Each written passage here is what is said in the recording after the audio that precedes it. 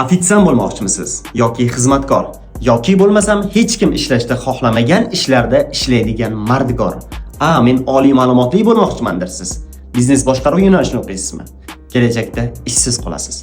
Nimaga bu gaplarni aytayapman? Bu bugungi kunda konsaltinglar tomonidan yuborilayotgan eng aktual yo'llar, yo'nalishlar va ishlar hisoblanadi. Agar siz Germaniyaga Ausbildung yoki boshqa dasturlar orqali ketmoqchi bo'ladigan bo'lsangiz, talab bir xil bo'lgan joyda noto'g'ri tanlov qilmang.